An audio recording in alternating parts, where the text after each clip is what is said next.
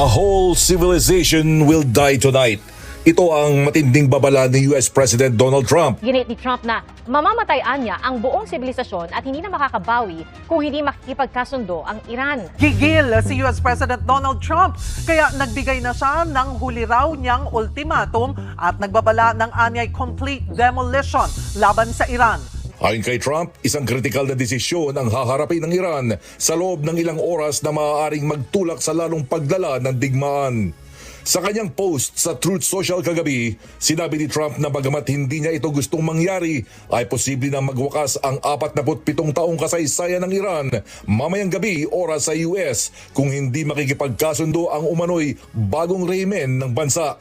Sinabi rin ng US President na posibleng wasakin ng kanilang militar ang mahalagang infrastruktura ng Iran kung hindi ito susunod sa kanilang mga hinihingi. Pagtitiyak pa nito, handa ang kanilang militar na gumamit ng matinding puwersa laban sa Iran. We have a plan, because of the power of our military, where every bridge in Iran will be decimated by 12 o'clock, where every power plant in Iran will be out of business, burning, exploding, and never to be used again. I mean, complete demolition by 12 o'clock. Kabilang sa mga target ang mga tulay, power plants at ibang kritikal na pundasyon na mahalaga sa ekonomiya at pamumuhay ng mga sibilyan. Samantala, nilinaw ng administrasyon ng US na hindi lamang ito basta babala at tiniyak na nakahanda silang kung hindi magbabago ang takbo ng usapan sa Iran. Ayon kay Vance, nasa Iran na ang desisyon at umaasa sila na magdidesisyon ng tama ang bagong rehimen ng bansa. Dagdag pa ni Vance, umaasa ang US na makakatanggap sila ng sagot mula sa Iran ngayong araw, ngunit nakahanda silang kumilos anumang sagot ang kanilang matanggap. We feel confident that we can get a response, whether it's positive or negative. We're going to get a response from the Iranians by 8 o'clock tonight. Binigyan din ng US na malaki ang epekto ng sitwasyon sa global economy, lalo na sa supply ng langis at enerhiya sa buong mundo. Kaya naman kung handang lumaban ng Iran, ay mas handa ang Estados Unidos kahit na hindi ito ang gustong mangyari ng Pangulo. Sa gitna ng pagtindi ng tensyon, mas pinalalakas din ng Israel ang kanilang mga operasyon laban sa Iran. Ayon kay Israeli Prime Minister Benjamin Netanyahu, target ng kanilang mga pag-atake ang mga infrastrukturang ginagamit ng militar ng Iran. Nakatutok ang buong mundo sa nalalapit na deadline na maaaring maging isa sa pinakamahalagang sandali sa kasaysayan ng lumalalang sigalot sa gitnang silangan. Matinding pagsabog ang dumagundong sa Tabriz, Iran. Pinuntirya ng Israel ang ballistic missile launcher. Sa lakas ng impact, nabalot ng makapal na usok ang lugar. Sunod-sunod din ang airstrike sa Iranian capital.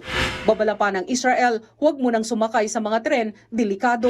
Pero hindi umatras ang Iran, gumanti ng missile attack sa Israel.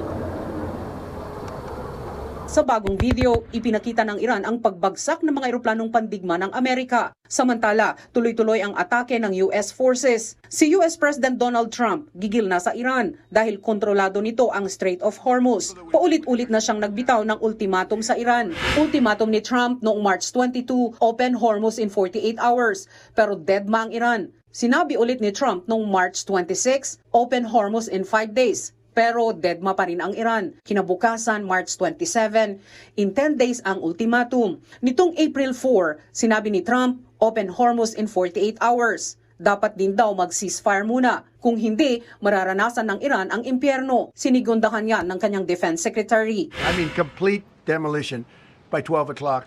And it'll happen over a period of 4 hours if we wanted to. We don't want that to happen. Ang gusto ng Iran, hindi tigil putukan, kundi tigil giyera. Gate pa ng Democrats, baka si Trump ang mapatalsik bilang presidente kapag pinulbos nito pati ang mga inosente sa Iran. Pero para kay Trump, kakampi raw niya ang Diyos.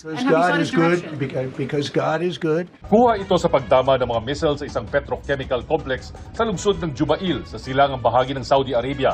Batay sa ulat ng news agency sa Iran, inatake ito ng Iran. 7 ballistic missile umano ang pinakawalan patungo sa Eastern Saudi Arabia ayon sa mga otoridad doon. Napabagsak daw ang mga missile at tumama ang mga debris malapit sa energy facilities. Kahapon, ang pinakamalaking petrochemical complex naman ng Iran ang binomba ng Israel. Patuloy ang alingaw-ngaw ng mga air siren sa iba't ibang bahagi ng Israel kanina na hudyat ng parating na mga missile. Oras na lang bago matapos ang palugit ni US President Donald Trump sa Iran. Babala ni Trump, itutuloy na niya ang bantang wawasakin ang lahat ng tulay at power plant sa Iran kung hindi nito bubuksan ang Strait of Hormuz. The entire country could be taken out in one night, and that night might be tomorrow night. They have till tomorrow. Now we'll see what happens. I can tell you they're negotiating, we think, in good faith. We're going to find out. Git ni Trump, pinal na ang deadline, bagamat ilang beses na niyang binago ito. Very little is off limits. Are there certain kinds of civilian targets, though? I'm thinking schools I don't want to or tell you that. hospitals I don't want to tell you that. We have a plan because of the power of our military, where every bridge in Iran will be decimated by 12 o'clock tomorrow night, where every power plant in Iran will be out of business, and it'll happen over a period of 4 hours if we wanted to. We don't want that to happen. We were very close to a deal. And then I got a call from Mr. Witkoff, Mr. Kushner, and JD saying, I think they're breaking the deal. I said, tell them that's okay, don't worry about it. But tell them to look out their window and watch. And within 45 minutes, I gave the order to knock out the biggest bridge. Batay sa ulat ng state media ng Iran, tinanggihan na nito ang proposal ng Amerika para sa agarang tigil putukan.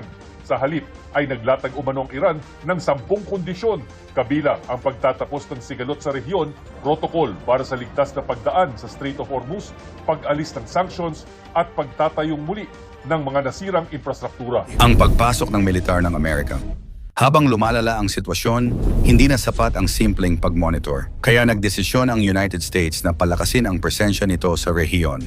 Nag-deploy ng aircraft carriers, destroyers, surveillance systems at advanced radar at intelligence assets.